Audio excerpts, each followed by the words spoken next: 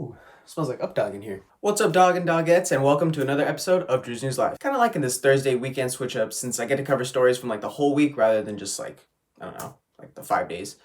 I don't know if I'll keep it up yet. Cue that poorly drawn intro though, and let's get rolling. How goes it? And welcome to another episode of Drew's News Live, the best show on YouTube 2 weeks running, bringing you dining, robotics, entertainment, world, and sports news all within blank minutes. What? Every episode's different. Let's jump straight into dining news. In dining news, alright, so it's less than 7 days till Thanksgiving, and you and I both know shopping for the occasion always causes overcrowding in stores. No matter where you go to get your groceries, it can get messy, and with COVID flying around and people bringing their messy-ass kids into stores with them, just be cautious while shopping. Don't fear though, as the California Grocers Association has some helpful, safe shopping tips, which I'll link in the description below. Some of their better and smarter tips, I think, are them recommending shoppers prepare at least 2 weeks in advance, especially getting canned produce first, and to utilize delivery apps and curbside pickup. Oh, and treat your essential workers with respect, and please learn how to wear a mask properly. Alright, that rant over. Let's rant about how people in Colorado waited 14 hours for an In-N-Out burger.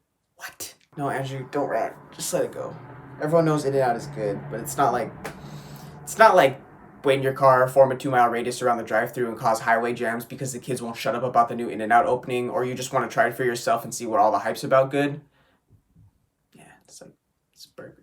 Oh, and McDonald's would have had to close a bunch of stores if it wasn't for all-day breakfast being implemented, according to Mashed. In robotics and tech news, more Apple news, since I didn't have time to mention their Batterygate lawsuit, so we're discussing it today. Alright, so what's Batterygate? Is it real? Did it happen? Yes. So do you remember back in 2016 when the iPhone 7 and SE were Apple's top-of-the-line cell phones at the time? Oh, and you passed out at that party doing Nas? Anyway, after a 2016 update, those with older iPhone models began experiencing some strange things with their batteries, which included their phones just shutting down without any prompt or action. According to The Verge, people were like, this isn't right, and began filing lawsuits. Following a 2017 class action lawsuit where Apple was like, we were protecting their battery with the update, but they were really just throttling that boy. After that, Apple had to pay a $500 million settlement, and while you may think the story ends there, this is where I bring up more lawsuits which have been filed over the months featuring attorney generals from 34 states. The lawsuits are over the same issue, same issue, different argument. In short, according to BBC News, Apple's update drove users into buying new phones, and the lawyers argued Apple acted deceptively and should have disclosed the issue of throttling older iPhone chips to save battery life. Citing the article and Arizona's Attorney General Mark Brnovich, quote, many consumers decided that the only way to get improved performance was to purchase a newer model iPhone from Apple. Apple, of course, fully understood such effects on sales. Under this new settlement, worth up to $113 million,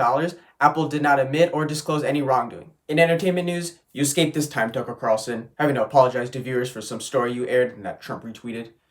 Gosh. Of course, let's talk about this video's title, the MyPillow CEO, Mike J. Lindell, who's in the news right now because he donated to the bail of that. And I say this word very, very, very, very, very, very loosely. Self-defense kid with a gun in Kenosha, Wisconsin. That's pretty much it. It's not known how much he donated, but I'm pretty sure he was like, tell everyone I donated and recommend MyPillow to them. That kid is named Kyle Rittenhouse, and I'm not gonna lie, I'm pretty biased on this story, because not only do I think what he did was wrong and borderline insane, I can't imagine any child having this conversation with their parents and it going over normally. Hey mom, I was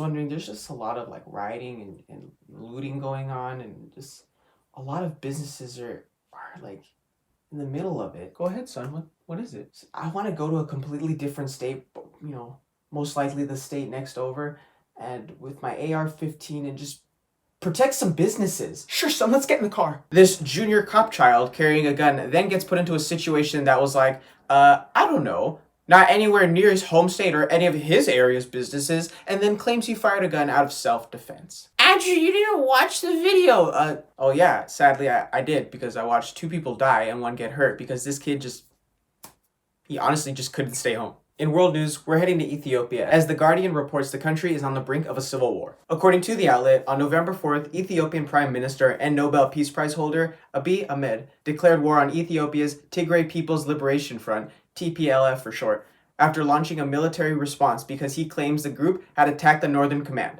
Though that's what declared the war, know that there was political turmoil in the relationship. Ahmed is said to have wanted to dissolve the country's People Revolutionary Democratic Front coalition and replace it with his own Prosperity Party, a move which upset the Tigray Front, who refused to take part. Then the last straw between the two is said to have occurred when Ahmed decided to postpone the country's general election due to the COVID-19 pandemic, which Tigray was like, no, you're not doing that, and went ahead with their election anyways. That little rebellion didn't go well, with lawmakers then cutting the group from the federal government's budget. Yeah, it's all bad. The Guardian mentions 3 reasons why war in the region is dangerous, apart from, being war, but one of them in particular is just that this battle is going to add to the already mounting violence caused in part by insurgents in Wolwega and other regions. Ethiopia is said to be Africa's second most populous country. However, thousands are said to have left their homes in hopes of escaping the fighting.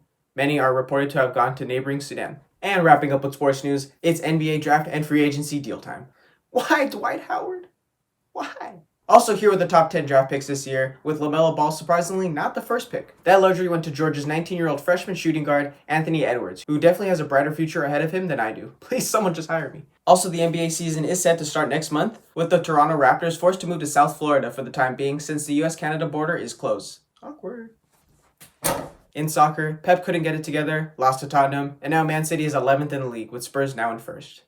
So that's how my Saturday went. Barcelona also lost, so hats off to Atletico Madrid. And before we go, let's check in with the Chargers, shall we? Yes! Oh god, yes. Oh my god, yes. As always, thank you so much for watching. I've been your host, Andrew Alonso. If you like what you saw, be sure to hit those like and subscribe buttons and share me on social media with all your friends so I can infiltrate their lives as well. Follow me on Twitter at Drew's News Live for my 1 tweet a day, and follow me on SoundCloud for last week's headlines in simple, satirical ways. Also, head over to my portfolio if you want to read about some hot chicken I ate, and spoilers, it was delicious. Alright, I got some grilled cheeses waiting for me, so I'll see y'all next time.